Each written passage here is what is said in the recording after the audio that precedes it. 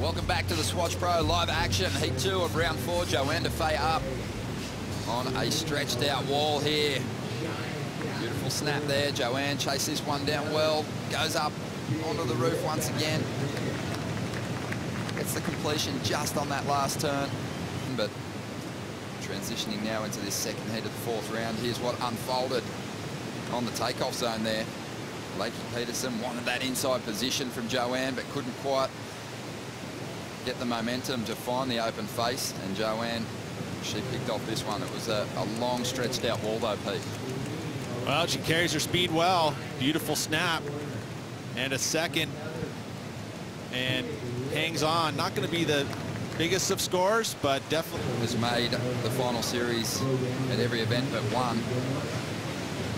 But Lakey's been in extremely good form throughout this contest. And she's got a good looking wall here. A couple of big hits to get started, a third as the wave shuts down there. I mean, look at this thing. When you see that anticipation right now, she is just flooded with adrenaline, picks up some speed. Beautiful first arc. Another beautiful second arc, almost getting a little bit too high in the wall there. And a third. I mean, I'm not saying that she looked tentative, because it wasn't, but I just know that feeling of anticipation when you're seeing such a perfect wave in a heat, and you just feel like, oh, I don't want to blow it. And she did well. This is going to be a good score. She would have loved to have just gotten back out there onto that closeout. One more for the closeout move. Yeah, I mean, it just was, the timing was there. And, you know, in the very beginning of the wave, that far behind Courtney.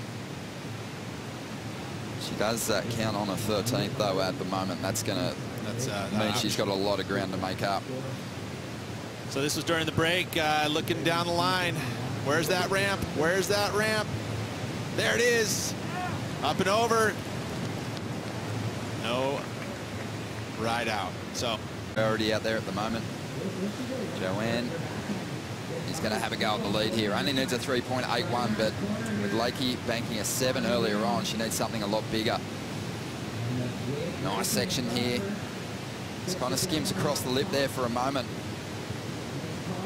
Now able to draw out her turns and combo up a pretty good finish there. Especially when it's this glassy, it's hard to read the wave. It's always nice to have a little texture on it because it gives you a little contrast. As you watch the replay here, it gets high up in that one. It almost could have been nicer to drive down through that turn, but you got high up in the lip, again, drifting the tail there. So all of her turns are being done right up at the very top of the wave. And sometimes let's dive into the recap in a moment. But first, we'll see if Johanne Defay can swing on this one. She's trying to better a 5.67. So that was a good line on it. Without priority, she manages to get herself into this one. Chasing it a little. And she will get around the section. Just tweaks that tail a little bit. Getting some work done. Good small wave surfing, but just falls at the end there. Yeah, that's going to go below the 5.67. Just take a look at it again here. Had to work hard to get into it. It did have a nice line, though, for the size of the wave. But you're right, she had to chase it down here with a couple horizontal floats, and then the wave starts to slow up. But the energy is quite depleted. And she does well to keep the rail engaged. But then the unfortunate fall here, board goes flat.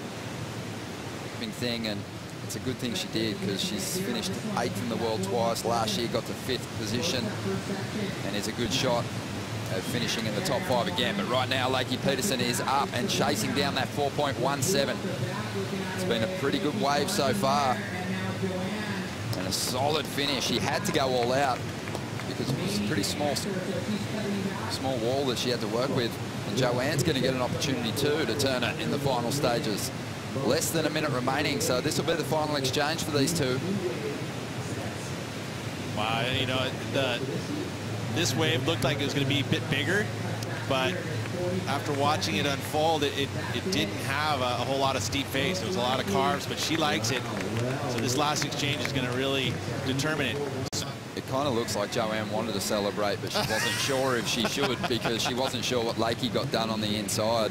Yeah, I'm sure she would have heard the Californian crowd cheering But I mean, see how this wave just didn't ever, it was just cutties, you know, and never really had a critical section.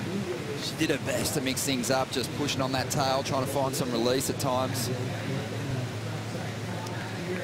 But Lakey's got the advantage of holding a 7.67, so already a little bit more than a point differential. She didn't quite sell me on the claim there. But, you know, this is a wave that Lakey connects with the lip here. This is a steep section there. She goes straight up into it.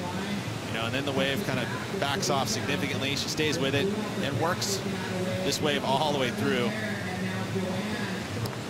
I think it, you know, again, it's a little more convincing from Lakey, just that torque that we spoke about, what she puts into each of those little turns. Yeah, and there it is. So it's a 6.5, and now Johanne needs an 8, and I just don't see that wave going to an 8.